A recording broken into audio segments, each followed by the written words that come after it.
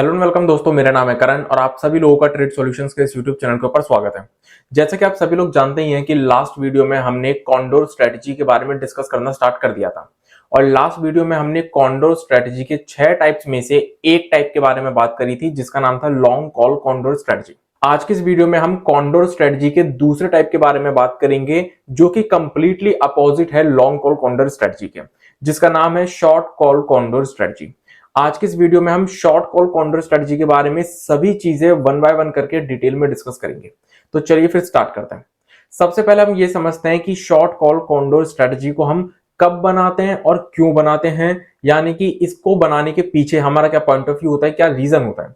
तो देखो, जब भी हमें मार्केट के अंदर ये लगता है कि वॉलेटिलिटी राइज कर सकती है, वॉलेटिलिटी बढ़ सकती है, जिसकी वजह से प्राइस के अंदर हमें एक बड़ी मूव देखने को मिल सकती है, आइदर इन अपसाइड और इन डाउनसाइड।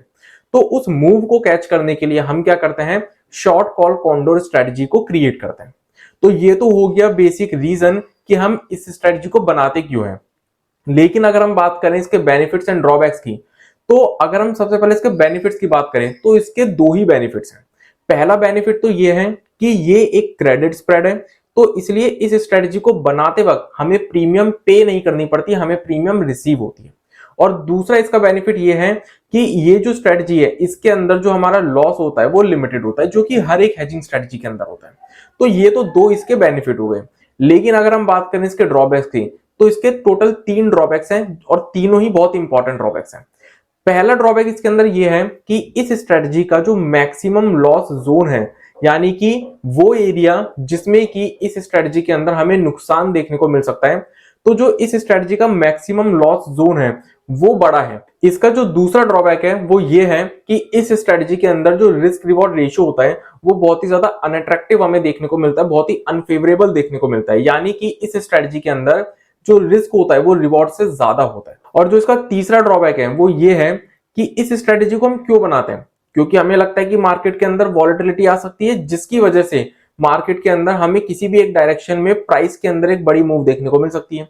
लेकिन अगर हमें मार्केट में वॉलेटिलिटी बढ़ते हुए देखने को नहीं मिलती है, तो फिर होगा क्या, टाइम डिके के चलते जो टाइम वैल्यू होती है प्रीमियम की वो डिक्रीज होना शुरू होगी, रिड्यूस होना शुरू होगी, जिसकी वजह से हमें इस स्ट्रेटजी के अंदर लॉस देखने को मिल सकता है। तो यही इसका तीसरा इंपॉर्टेंट ड्रॉबैक है कि अगर हमें वॉलेटिलिटी मार्केट के अंदर देखने को नहीं मिलती है तो फिर हमें इस स्ट्रेटजी के अंदर लॉस फेस करने को मिल सकता है। तो ये थे हमारे benefits and drawbacks short call condor strategy के। अब हम ये समझते हैं कि इस स्ट्रेटजी को हम कैसे क्रिएट कर सकते हैं और किन किन बातों का हमें ध्यान रखना है इस स्ट्रेटजी को बनाते वक्त। तो ये जो स्ट्रेटजी है वो कंप्लीटली कॉल ऑप्शन के जरिए क्रिएट होगी। अब हमें करना क्या है, हमें एक इन द मनी और एक आउट द मनी की कॉल ऑप्शन को बाय कर लेना है और एक डीप इन द मनी और एक डीप आउट द मनी की कॉल ऑप्शन को सेल कर देना है। जब हम ये 4 ट्रेड्स ले लेंगे तो फिर होगा क्या, हमारी ये स्ट्रेटजी क्रिएट हो जाएगी। अब अगर हम बात करें कि इस स्ट्रेटजी को बनाते वक्त हमें किन किन बातों का ध्यान रखना है, तो सबसे पहला इंपॉर्टेंट पॉइंट तो ये है कि हमें इस स्ट्रेटजी को उसी अंडरलाइंग एसेट के अंदर क्रिएट करना है जिसमें कि वॉलेटिलिटी बढ़ने के चांसेस हो, या फिर अगर वॉलेटिलिटी पहले से बढ़ी हुई है तो उसके कंटिन्यू रहने के चांसेस हो। क्योंकि जैसा कि मैंने आप लोगों को ड्रॉबैक के अंदर समझाया कि अगर हमें वॉलेटिलिटी देखने को नहीं मिलती है जिस भी अंडरलाइंग एसेट के अंदर हमने क्रिएट करी है इस स्ट्रेटजी को, अगर उसमें हमें वॉलेटिलिटी देखने को नहीं मिलती है या फिर हमारे इस स्ट्रेटजी को बनाने के बाद वॉलेटिलिटी गिरने लगती है, तो दोनों ही सिचुएशन में होगा क्या, टाइम डिके के चलते टाइम वैल्यू रिड्यूस होना शुरू होगी, जिसकी वजह से हमें इस स्ट्रेटजी के अंदर नुकसान देखने को मिल सकता है।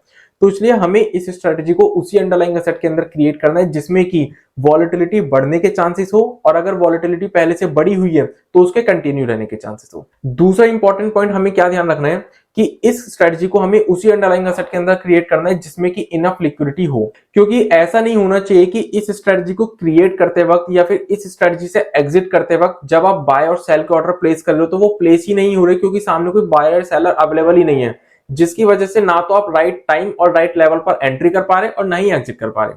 तो इसलिए ये इंश्योर कर देना कि जिस भी अंडरलाइंग एसेट के अंदर आप इस स्ट्रेटजी को क्रिएट कर रहे हो उसमें इनफ लिक्विडिटी होनी चाहिए। तीसरा इंपॉर्टेंट पॉइंट जो आपको ध्यान रखना है वो ये है कि जो इन द मनी और जो deep in the money call option के बीच का डिफरेंस है वो आउट द मनी और deep out the money call option के डिफरेंस के बराबर होना चाहिए, अलग अलग नहीं होना चाहिए।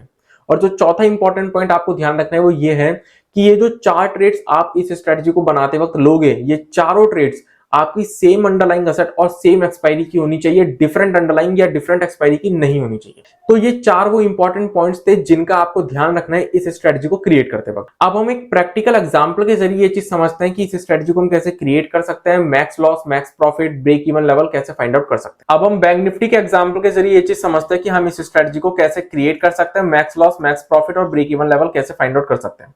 तो मान के चलता है कि बैंक निफ्टी ट्रेड कर रहा है 50,800 के लेवल पे, तो ये हो गया हमारा एट द मनी का लेवल। अब हमें करना क्या है, हमें एक इन द मनी, एक out the money call option को बाय करना है और एक डीप इन द मनी और एक deep out the money call option को सेल करना है। तो हम इन द मनी कॉल ऑप्शन जो हमें बाय करनी है वो हम बाय करेंगे एट द मनी से 200 पॉइंट के डिफरेंस पे, यानी कि 50,600 की हमने एक इन द मनी कॉल ऑप्शन को क्या कर लिया, बाय कर लिया। और ये मान के चलते कि हमने 200 रुपए के लेवल पे बाय कर लिया। अब जो हमें out the money call option को बाय करना है वो भी हम एट द मनी से 200 पॉइंट के डिफरेंस पे बाय करेंगे। तो out the money call option हो गई हमारी 51,000 की, तो 51,000 की कॉल ऑप्शन को हमने बाय कर लिया और ये मान के चलते कि हमने 100 रुपए के लेवल पे बाय कर लिया। अब जो हमें deep in the money call option को सेल करना है वो हम मान के चलते हैं कि हमने इन द मनी से 200 पॉइंट के डिफरेंस पे सेल करी है। तो इन द मनी हमने कौन सी बाय करी थी, 50,600 की कॉल ऑप्शन, तो 200 पॉइंट का डिफरेंस हो गया 50,400 का। तो 50,400 की जो कॉल ऑप्शन है डीप इन द मनी उसको हमने क्या कर दिया, सेल कर दिया। और ये मान के चलते कि हमने 300 रुपए के लेवल पे सेल कर दिया। और क्योंकि हमने इन द मनी से 200 पॉइंट के डिफरेंस पे deep in the money sell करी है, तो हमें आउट द मनी से भी 200 पॉइंट के ही डिफरेंस पे deep out the money sell करनी पड़ेगी। आउट द मनी यहां पर है 51,000 की कॉल ऑप्शन, तो डीप आउट द मनी हो गई 200 पॉइंट के डिफरेंस पे 51,200 की कॉल ऑप्शन। तो 51,200 की कॉल ऑप्शन को हमने क्या कर दिया, सेल कर दिया। और ये मान के चलते कि हमने 50 रुपए के लेवल पे सेल कर दी। तो यहां पे अगर हम देखें तो 200 और 100 ये हमने क्या करी है, बाय करी है। तो ये हमारे लिए क्या हो गई, कॉस्ट, जिसका टोटल हो गया हमारा 300। और ये जो हमने 300 और 50 की ऑप्शन सेल करी है ये हमारे लिए क्या हो गई, इनकम, और इसका टोटल हो गया हमारा 350। तो अगर हम ये देखें कि इस स्ट्रेटजी को बनाने में हमें नेट नेट कितनी प्रीमियम रिसीव हुई, तो 350 रुपए की इनकम में से जब हम 300 रुपए की कॉस्ट को माइनस करेंगे तो हमारे सामने जो डिफरेंस निकल कर आएगा वो निकल कर आएगा 50 रुपए का। इट मींस कि 50 रुपए की हमें नेट प्रीमियम रिसीव हुई है इस पूरी स्ट्रेटजी को बनाने में। अब अगर हम बात करें कि इसके अंदर हमें मैक्सिमम कितना प्रॉफिट हो सकता है इस स्ट्रेटजी के अंदर, तो ये जो 50 पॉइंट की प्रीमियम हमें रिसीव हुई है इस स्ट्रेटजी में, यही हमारा मैक्स प्रॉफिट है इस पूरी स्ट्रेटजी का। और अगर मैं इसको मल्टीप्लाई कर दूं एक लॉट की क्वांटिटी से जो कि 15 है, तो हमारे सामने जो अमाउंट निकल कर आएगी वो निकल कर आएगी 750 रुपए। इट मींस कि 750 रुपए का मैक्स प्रॉफिट हमें इस पूरी स्ट्रेटजी के अंदर हो सकता है, इससे ज्यादा का प्रॉफिट नहीं हो सकता। अब अगर हम बात करें मैक्स लॉस की, तो मैक्स लॉस सिंपल है निकालना। हमें बस करना क्या है, जो इन द मनी और deep in the money call option का डिफरेंस है उसमें से माइनस कर देनी अपनी नेट प्रीमियम रिसीव्ड को। अब यहाँ पे जो डिफरेंस है वो कितना पॉइंट का है, 200 पॉइंट का डिफरेंस है। जब हम 200 पॉइंट के डिफरेंस में से 50 रुपए की नेट प्रीमियम रिसीव को माइनस करेंगे तो हमारे सामने डिफरेंस निकल कर आया 150 पॉइंट का। और जब हम इस 150 को मल्टीप्लाई कर देंगे एक लॉट की क्वांटिटी से, तो हमारे सामने जो अमाउंट निकल कर आएगी वो निकल कर आएगी 2250 रुपए की। इट मींस कि 2250 रुपए है हमारा मैक्स लॉस जो कि हमें इस पूरी स्ट्रेटजी के अंदर हो सकता है। अब अगर हम यहाँ पे रिस्क रिवॉर्ड रेशियो देखें तो वो हमें 3:1 देखने को मिलेगा। 3:1 कैसे, 2250 रुपए का हमें रिस्क लेना पड़ रहा है 750 रुपए कमाने के लिए।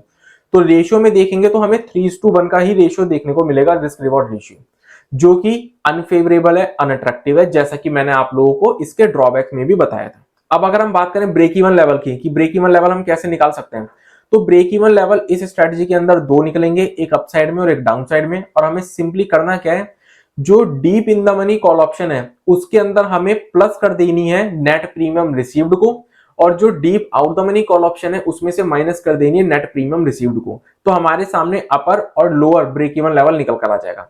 अब हमारा deep in the money call option कौन सी है, वो है हमारी 50,400। तो 50,400 में जब हम ऐड कर देंगे 50 रुपए की अपनी नेट प्रीमियम रिसीव्ड को, तो हमारे सामने लेवल क्या निकल कर आएगा, 50,450 का। और जो हमारी deep out the money call option है वो क्या है, 51,200।